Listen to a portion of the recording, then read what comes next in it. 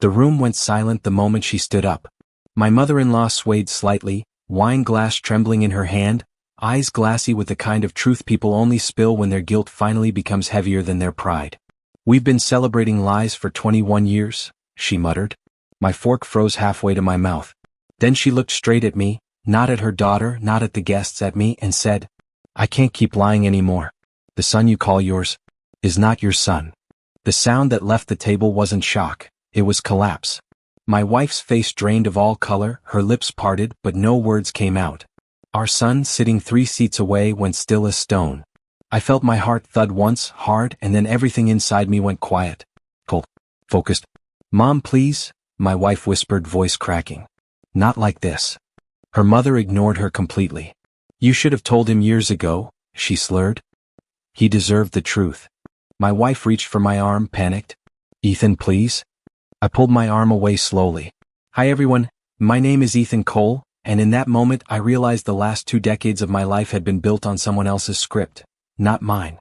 I didn't yell. I didn't stand. I didn't break a single glass. I simply looked around the table, at the faces that had shared holidays with me, smiled at me, accepted gifts from me, and saw nothing but fear. Because they all knew. And what I did next would decide exactly what they lost. And they were going to lose everything. The air felt heavier than the room itself, thick enough to choke on. No one moved. No one breathed. My wife kept whispering my name like it was a shield she could hide behind. "Ethan, please, listen to me." But all I could hear were the pieces of my life rearranging themselves. 21 years. 21 years of birthdays, school plays, scraped knees, late-night fevers. Moments I thought belonged to me. My mother-in-law slumped back into her chair, guilt spilling from her like the wine she'd been drowning in. "He deserved to know," she repeated, softer now. My wife lunged forward, grabbing her mother's arm. "Stop talking. Stop." I raised a hand. She froze. For the first time in our marriage, her eyes didn't hold love or anger or confusion. They held fear. I turned to my son. He was staring at me, eyes wide, not understanding everything, but understanding enough. The betrayal wasn't his. It never would be. I nodded at him gently. "It's okay. None of this is your fault." My wife trembled. "Ethan, I was scared. I was young. I didn't know how to tell you. Please." "You knew," I said quietly. "You all knew." Her parents wouldn't look at me. Across the table, her brother shifted uncomfortably, guilty in a way that confirmed he'd known too. So it wasn't one lie. It was a family tradition. I stood up slowly, placing my napkin on the table. "What are you doing?" my wife whispered. I met her eyes. Starting phase 1. Her face broke, because she had no idea what that meant. But she knew it wasn't forgiveness. I didn't raise my voice. I didn't touch anything. I didn't storm out. I simply walked to the kitchen counter where my jacket hung and pulled out the folder I'd brought with me, the one no one knew about except me. My wife's eyes widened. "Ethan, what is that?" I set the folder on the table. Her father swallowed. "Son, let's not escalate." I cut him off with a single look. Inside that folder were answers. Ones I had quietly gathered when small suspicions began years ago. Not infidelity, just little fractures in timelines, stories that contradicted themselves, reactions that didn't fit. I never confronted her.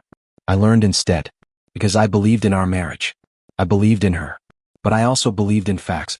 I slid the first paper across the table, a paternity test request I had filed privately when our son was 9. Not because I doubted him. Because I doubted her.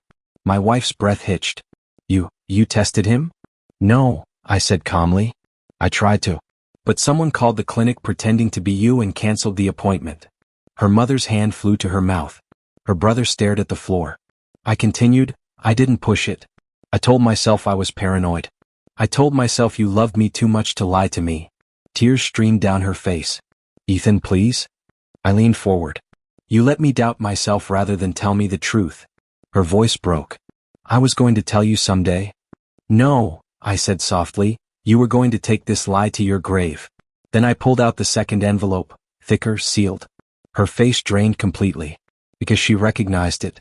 "What is that?" her father whispered. I tapped it once. Phase 2. The entire table went still. Because they finally realized. I hadn't come tonight unprepared. My wife stared at the sealed envelope like it was a loaded weapon pointed straight at her life.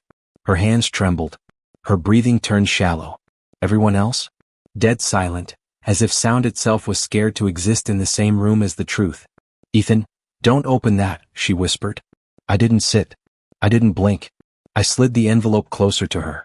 "You recognize it," I said. "Tell them why." She shook her head violently. "Please, please don't." Her brother's voice cracked. "What's in there?" I answered for her. Proof I wasn't the only one she lied to. My wife's mother sobbed quietly, head in her hands. Her father looked at his daughter as if seeing her for the first time, and not liking what he saw. I finally broke the seal. Inside were 21 years' worth of financial statements, hidden account transfers, quiet withdrawals, all small, all unnoticed, all tied to one very specific date, the week our son was conceived.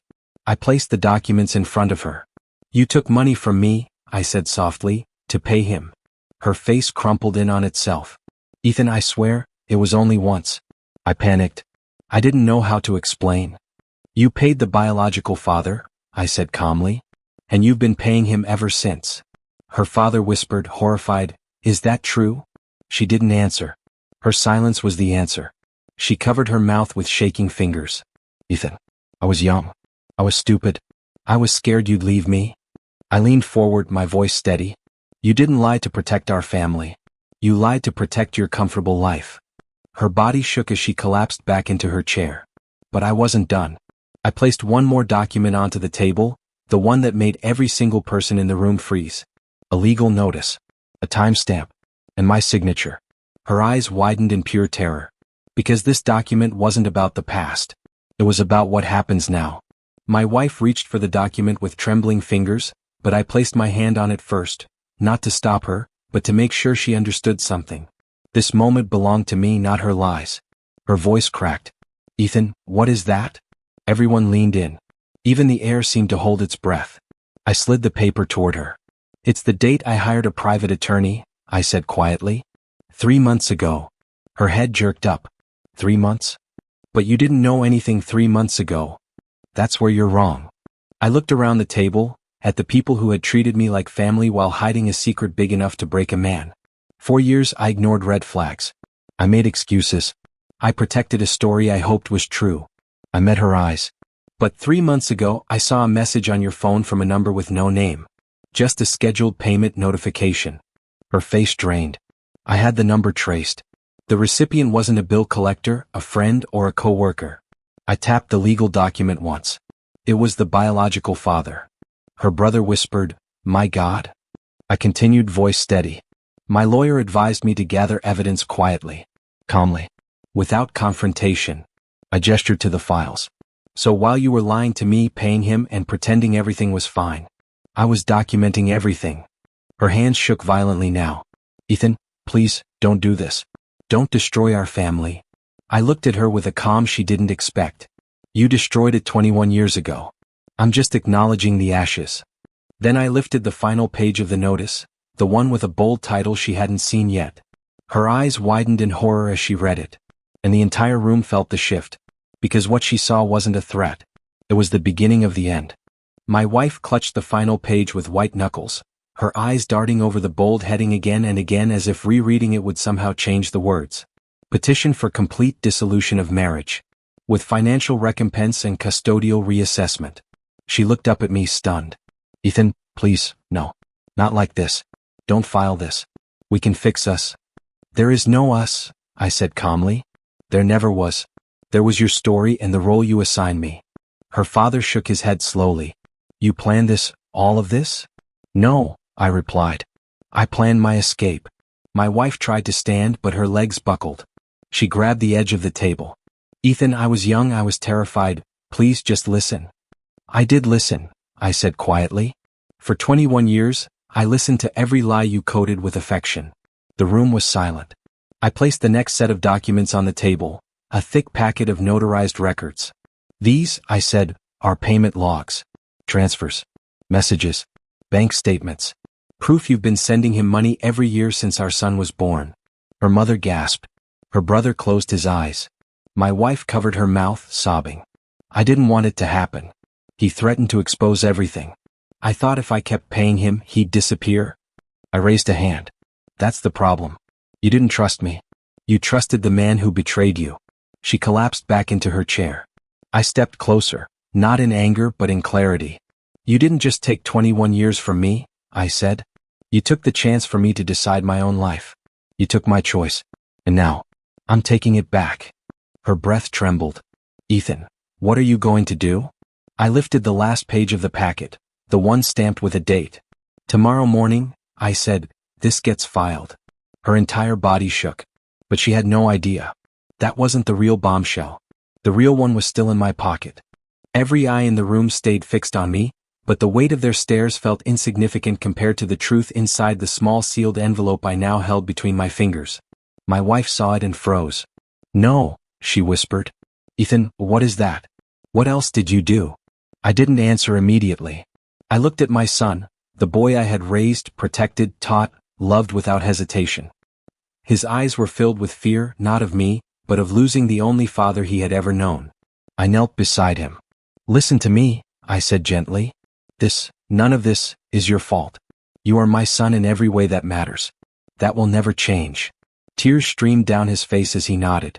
Then I stood and faced the woman who had orchestrated 21 years of deceit. You weren't the only one doing things quietly, I said. Her breath hitched. Ethan, please don't. I opened the envelope. Inside was a certified document. A DNA test. Not from years ago. From last month. Her knees buckled. You finally tested him? I nodded. After I found the payments to his biological father. Everyone held their breath. My wife sobbed, Ethan, please don't say it. But I didn't hand the document to her. I handed it to my son. He unfolded it with trembling hands, scanning the lines, his lips parting in shock. His eyes lifted to mine. Dad, it says you're still? I nodded once. I'm your father. The room erupted, gasps, sobs, disbelief. My wife collapsed, completely undone. Because her final lie, the one she relied on to justify everything, was now the one that destroyed her. And I wasn't finished. I turned back to her, voice ice cold. Tomorrow when I file the papers, I'm also filing for full custody. Her scream shattered the silence. But the consequences weren't done. Not yet. Phase 3 was about to begin. Her scream echoed through the dining room, raw and feral. The sound of a woman watching the world she built on lies finally collapse under its own weight. You can't take him from me, she cried, reaching toward our son. He flinched away. Not toward me. Not toward her parents. Just away from the woman who had spent 21 years deceiving everyone at this table. I stepped between them. You didn't lose him today, I said. You lost him the moment you decided your lie was more important than his truth. Her father wiped his face with shaking hands. Ethan, we never wanted this. I looked at him, really looked. Then you should have told me the truth 21 years ago. Silence. I gathered the documents, slid them back into my folder and buttoned my jacket. No shouting. No rage. Just the quiet finality of a man who had reclaimed his life. My wife crawled forward, grabbing the fabric of my pants. Ethan, please. Don't do this. Don't file. Don't take my son. I'll do anything, just don't destroy us. I stepped back, her hand slipping from my leg. There is no us, I said softly. There never was. There was only your lie, and the people who helped you maintain it. I turned to my son. You ready to go home? He nodded, wiping his tears. As we walked to the door, I paused, looking back one last time. Her family was frozen, guilt-ridden, defeated, exposed. My wife was on her knees, sobbing into her hands. And I felt something unexpected. Not anger. Not triumph. Not revenge. Closure. A clean ending to 21 years of falsehood. I opened the door, placed a hand on my son's shoulder, and said the final truth she never expected to hear. You didn't just lose your marriage tonight. You lost your power. Then I walked out of that house. And never looked back.